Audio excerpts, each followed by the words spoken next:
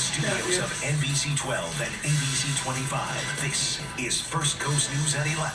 All right, we're going to kick things off with some breaking news on the roads tonight. A semi was leaking gasoline right onto I-95 near the Martin Luther King Parkway after a crash tonight. Yeah, we want to take a live look right now at the scene. Only one lane was open on 95 until just a few minutes ago when police reopened the road to traffic.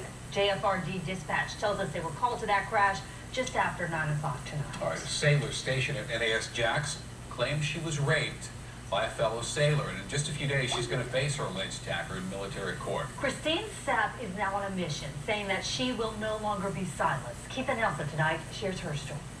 On Monday morning, the trial Sapp says she's been waiting for 2 years is scheduled to get underway at Naval Station Mayport.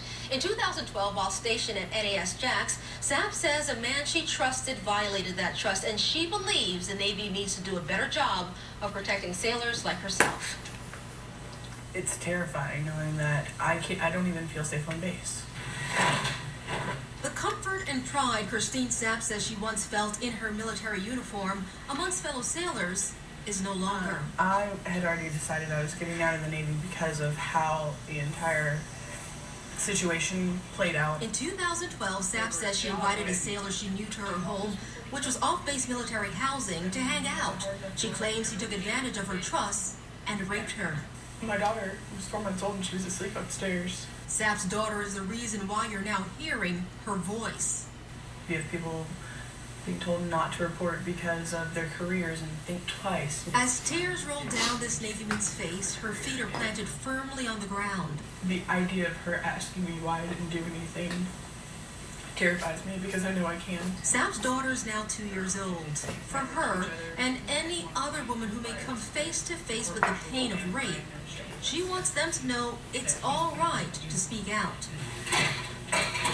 Sapp's alleged attacker is charged with sexual assault. She says his court-martial has been delayed 3 times, and the case is now in the hands of a 5th prosecutor. The Navy does have a program to help prevent sexual assaults and support victims, but according to Sapp, who has been through the process, it's not at all about the alleged victims. We try to speak up. We go to our higher-ups. We go to the people that we're supposed to trust. And it's so, don't make the Navy look bad. Sapp is now working to form a nonprofit organization for victims of sexual assault. She says she's speaking out, hoping it sparks change within the Navy. Again, trial begins Monday, and Sapp will testify, share her story on Tuesday morning. In the Information Center, I'm Keitha Nelson, NBC 12, ABC 25. Keitha, thank you. And the U.S. Navy has a program called Sexual Assault Prevention and Response.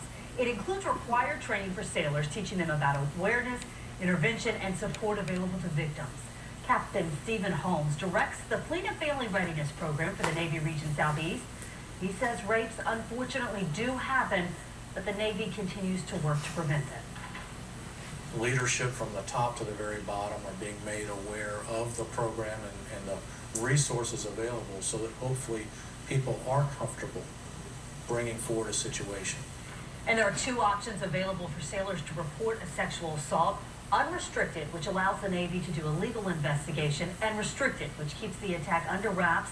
There's no legal investigation done, but counseling is offered to the victim. And last year, New York Senator Kirsten Gillibrand sponsored a bill that would remove sexual assault cases from chain of command. Now, the senator says the current system has failed. She says the military had 26,000 cases of sexual assault, unwanted sexual contact, and rape in just the last year. Her bill was opposed by a majority of Republicans. It fell 5 votes shy of breaking a filibuster in March. A federal judge has struck down